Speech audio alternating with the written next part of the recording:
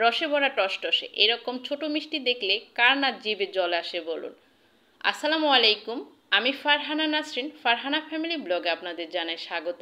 আজকের পর্বে আমি হাজির হলাম বেবি সুইট মিষ্টির রেসিপি নিয়ে। চলুন তাহলে দেখি নিই এই মজার মিষ্টিটা কিভাবে তৈরি করতে হয়।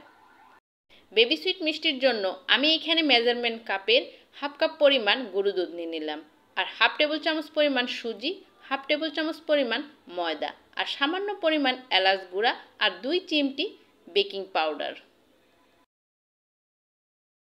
আর নিয়ে নিচ্ছি 1 চা চামচ পরিমাণ ঘি। এখন সবগুলো উপকরণ ঢলে ঢলে একসাথে মিশিয়ে নিচ্ছি। মেশানো হয়ে গেছে, এখন এটাকে আমি ডো তৈরি করে নিচ্ছি। সেই জন্য লিকুইড দুধ নিয়ে নিলাম 2 টেবিল চামচ পরিমাণ। আপনারা চাইলে এখানে দুধের পরিবর্তে ডিম দিয়েও তৈরি করতে পারেন। আমি আজকে দুধ দিয়ে তৈরি করে নিচ্ছি। আলতোভাবে আমি এই ডোটা তৈরি করে নিচ্ছি। এই ডোটা কিন্তু এরকম আঠালো হবে, এর চেয়ে নরম করা যাবে না। এর চেয়ে নরম করলে মিষ্টি ভালো হবে না। এখন আমি হাতটা ধুয়ে নিচ্ছি মিষ্টি তৈরি করার জন্য। আর যে পাত্রে মিষ্টি বানিয়ে রাখবো সেই পাত্রটাকে সামান্য পরিমাণ ঘি দিয়ে মেখে নিচ্ছি, আর ছোট ছোট আকারে গোল গোল করে বল তৈরি করে নিচ্ছি। আর হাতের মধ্যে সামান্য পরিমাণ ঘি আমি মাখিয়ে নিয়েছি। দেখুন সবগুলা পাউডার দুধের ডো দিয়ে আমি মিষ্টি তৈরি করে নিয়েছি। এখন এগুলাকে ভেজে নিব। চুলাতে আমি পর্যাপ্ত পরিমাণ রান্নার রেগুলার তেল দিয়ে হালকা কুসুম গরম করে নিয়েছি।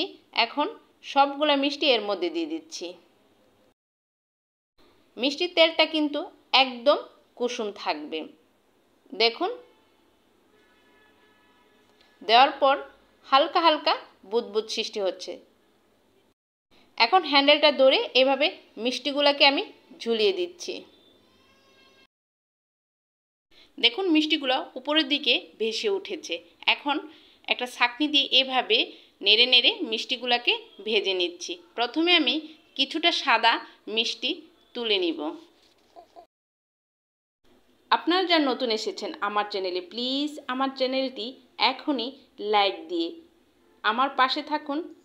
আর যারা অলরেডি এই কাজটি করেছেন তাদের জানাই অসংখ্য ধন্যবাদ।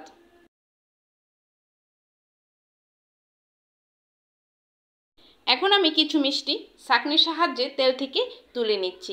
আজকের মিষ্টি আমি 2 কালার তৈরি করে নিব, সেই জন্য কিছু মিষ্টি এখন আমি তুলে নিচ্ছি।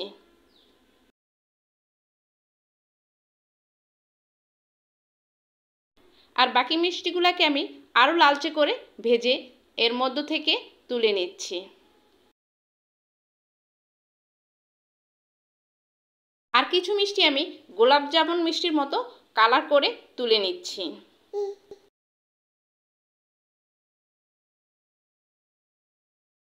দেখুন আমি তেল থেকে এরকম কালার করে মিষ্টিগুলোকে ভেজে তুলে নিয়েছি। এখন এগুলাকে ঠান্ডা করে নিচ্ছি। আর সেই ফাঁকে চিনি শিরা তৈরি করে নিচ্ছি। মেজারমেন্ট কাপের হাফ কাপ পরিমাণ চিনি আর হাফ কাপ পরিমাণ পানি নিয়ে নিলাম। আর এটাকে নেড়ে আমি চিনি পানির মধ্যে বলক আসার জন্য। দেখুন চিনিটা মিশে গেছে আর পানিতে বলক চলে আসছে। এখন আমি এর মধ্যে মিষ্টিগুলা দিয়ে দিচ্ছি। তবে কথা আছে, মিষ্টিগুলা দেওয়ার আগে অবশ্যই চেক করে নেবেন মিষ্টিগুলা কুসুম গরম আছে কিনা। অতিরিক্ত গরমও দেওয়া যাবে না, আবার মিষ্টিগুলাকে ঠান্ডা দেওয়া যাবে না। যদি অতিরিক্ত গরম দিয়ে দেন তাহলে মিষ্টিগুলা কিন্তু শিরার মধ্যে দিলে মিষ্টিগুলা ঠিকই ফুলবে, পরে কিন্তু এগুলা ঠান্ডা হলে চুপসে যাবে। এখন আমি মিষ্টিগুলাকে ঢাকনা দিয়ে ঢেকে 5 মিনিট রান্না করে নিচ্ছি। 5 মিনিট পর চুলাটাকে আমি বন্ধ করে দিলাম আর ঢাকনা দিয়ে ঢেকে অপেক্ষা করছি মিষ্টিগুলা পুরোপুরি ঠান্ডা হওয়ার জন্য।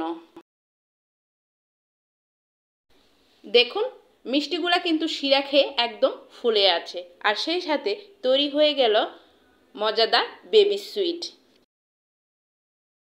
দেখে নিশ্চয়ই বুঝতে পারছেন মিষ্টিগুলা কতটা রসালো হয়েছে।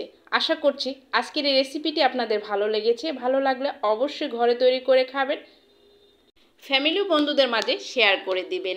আজকের এই হাফ কাপ গরু দুধ দিয়ে আমার মিষ্টি হয়েছে প্রায় 261 গ্রাম। সবার সুস্বাস্থ্য কামনা করে বিদায় নিচ্ছি। আল্লাহ হাফেজ।